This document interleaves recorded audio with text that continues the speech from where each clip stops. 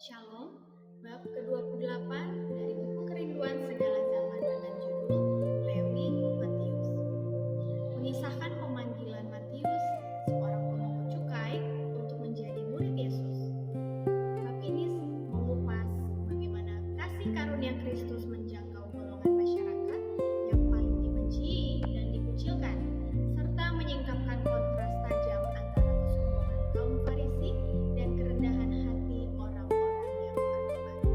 Berikut ini adalah ringkasan poin-poin penting dari bab 28. Yang pertama, status pemungut cukai dan kebencian masyarakat.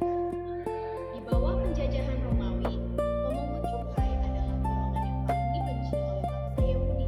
Mereka dianggap sebagai pengkhianat bangsa, bekerja untuk penjajah Romawi, dan seringkali memeras sesama bangsa sendiri demi memperkaya diri sendiri. Secara keagamaan, mereka dikucilkan dari rumah ibadah. Kesaksian mereka tidak sah di pengadilan, dan mereka disejajarkan dengan orang-orang paling berdosa. Namun, Yesus tidak memandang manusia berdasarkan label sosial atau status keagamaan. Yang kedua, panggilan yang mengubah hidup di rumah cukai. Lewi Matius sedang duduk di rumah cukai di Kapernaum ketika Yesus lewat.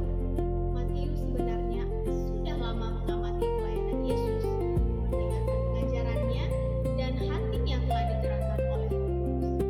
Ia merasa dirinya terlalu berdosa untuk mendekat, namun di dalam hati ia sangat merindukan pengampunan.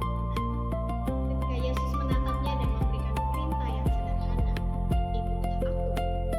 Tanpa ragu dan tanpa menuntut jaminan finansial, tanpa memikirkan keuntungan besar dari pekerjaannya, ia mengatakan Matius langsung bangkit dan mengikut Yesus. Ia menyerahkan seluruh masa depannya demi menjadi pengikut Kristus. Poin yang ketiga,